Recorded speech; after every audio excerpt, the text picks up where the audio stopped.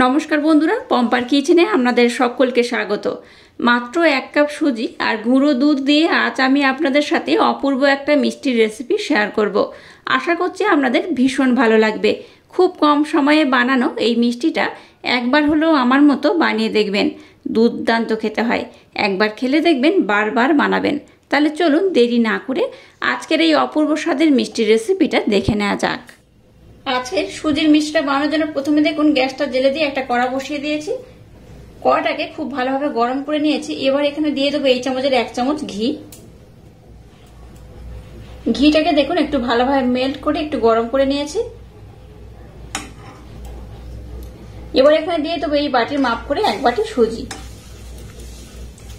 গ্যাসের ফ্লেমটাকে একদম লো রেখে সুজিটাকে একটু নাড়াচাড়া করে হালকা লাল লাল করে ভেজে নেব।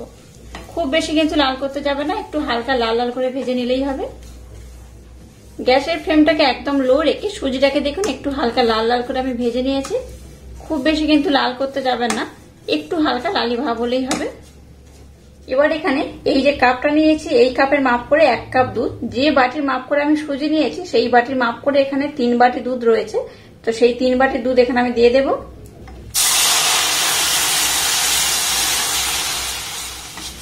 অল্প অল্প দেবো, এটাকে খুব সুন্দর করে কিন্তু মিক্সড করে নেব। দেখুন সমস্তটা আমি দিয়ে দিলাম। গ্যাসের ফ্লেমটাকে একদম লো রেখে এবার এটাকে আমি একটু ভালোভাবে কিন্তু মিক্সড করে নেব। এই পর্যায়ে এখানে দিয়ে দেবো 1 চামচ মিল্ক পাউডার মানে গুঁড়ো দুধ। দিয়ে দেবো সামান্য একটু লবণ। লবণটা দেওয়ার পর আবার একটু আমি দুধ দিয়ে দেবো। এখানে আমি মোট 4 বাটি দুধ ব্যবহার করলাম। প্রথমে 3 বাটি দিয়ে খুব ভালোভাবে এটাকে মেখে নিয়েছি। লবণ দেওয়ার পর আবারও আমি 1 বাটি দুধ দিয়ে দিয়েছি। দেখুন সুজিটাকে খুব সুন্দর করে আমি কিন্তু এবার মেখে নিয়েছি। সুজিটাকে খুব ভালোভাবে মেখে নেওয়ার পর এবার দেখুন ওই বাটি মাপ করে হাফ বাটি এখানে চিনি নিয়েছি, চিনিটাকে দিয়ে দেব।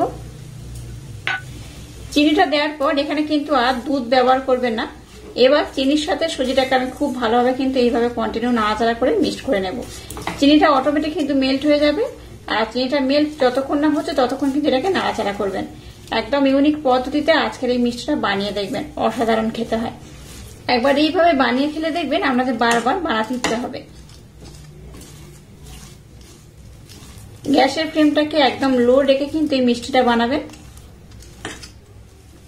দিয়ে দেবো সামান্য একটু এলাচ পাউডার। দেখুন গ্যাসের ফ্লেমটাকে একদম লো রেখে এটাকে কত সুন্দর করে বানিয়ে নিয়েছে, আর একদম দেখুন মোলায়েম করে কিন্তু এটাকে মেখে নিয়েছি, দেখতেই পাচ্ছেন একদম মোলায়েম করে মেখেছি। এই দেখুন, আর কড়ার গায়ে থেকে কিন্তু এইভাবে ছেড়ে আসবে। এই মিশ্রণটা কিন্তু একদম রেডি হয়ে গেছে। এবার আমি গ্যাসটাকে বন্ধ করে দেব। মিশ্রণটাকে এই পাত্রের মধ্যে আমি উঠিয়ে নিলাম। এবার মিশ্রণটাকে একটু হালকা ঠান্ডা করে নেব।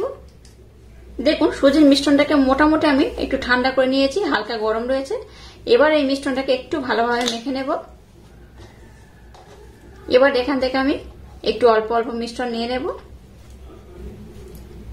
দেখুন মিশ্রণটাকে এইভাবে কিন্তু আমি একটু গোল করে নেব। হাতের মধ্যে প্রথমে একটু চেপে চেপে আমি গোল করে নিলাম, তারপর কিন্তু এইভাবে একটু খুব সুন্দর করে এটাকে আমি গোল করে নেব। এই দেখুন কত সুন্দর হয়েছে। এইভাবে একটু ছোট বড় যার যেমন পছন্দ সেইভাবে গোল করে নিলেই হবে। আমি কিন্তু খুব বড় যেমন করছি না, আবার খুব ছোট বানাবো না, এইভাবেই বানিয়ে নেব সবগুলোকে। এই মিষ্টিটা আমার মতো একবার হলেও বানিয়ে দেখবেন, খুব কম খরচে খুব কম সময়ে বানানো হয়ে যায়। আর একবার এইভাবে বানিয়ে খেলে দেখবেন আমাদের কিন্তু বারবার খেতে ইচ্ছা করবে।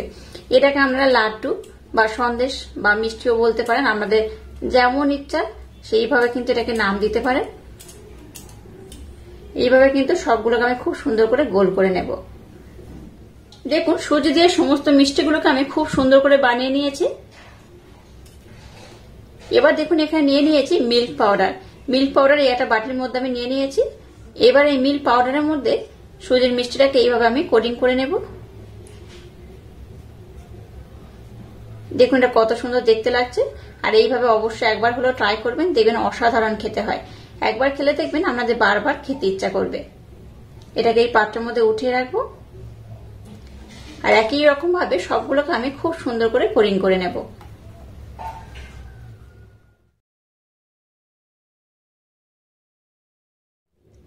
দেখুন সমস্ত মিষ্টিগুলোকে আমি খুব সুন্দর করে বানিয়ে নিয়েছি আর কত সুন্দর দেখতে লাগছে দেখুন। এটা দেখতে যেমন সুন্দর খেতে কিন্তু তেমনই অপূর্ব অসাধারণ। একবার হলো আমার মতো ট্রাই করবেন, আশা করছি আপনাদের ভীষণ ভালো লাগবে। তো একটা কেটে আমি আপনাদের দেখাচ্ছি এটা কত সুন্দর হয়েছে। এবার দেখুন একটা আমি কেটে দেখাচ্ছি, ভিতরে পোষাটা কত সুন্দর দেখতে লাগে। এটা দেখতে তো সুন্দর লাগছে, দেখতেই পাচ্ছেন, খেতেও কিন্তু অসাধারণ হয়। এই দেখুন ভিতরটা দেখুন কত সুন্দর হয়েছে।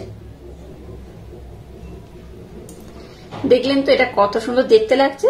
এটা দেখতে যেমন সুন্দর লাগছে খেতে কিন্তু অপূর্ব অসাধারণ। বাচ্চা থেকে বড় যে একবার খাবে সেই কিন্তু ভীষণ পছন্দ করবে। আর আজকের এই একদম সহজ পদ্ধতিতে নতুন ভাবে বানানো এই মিষ্টি রেসিপিটা যদি আপনাদের ভালো লাগে তাহলে চ্যানেলটাকে লাইক, শেয়ার, কমেন্ট এবং সাবস্ক্রাইব করবেন আর পাশে থাকা বেল আইকনটা প্রেস করে দেবেন।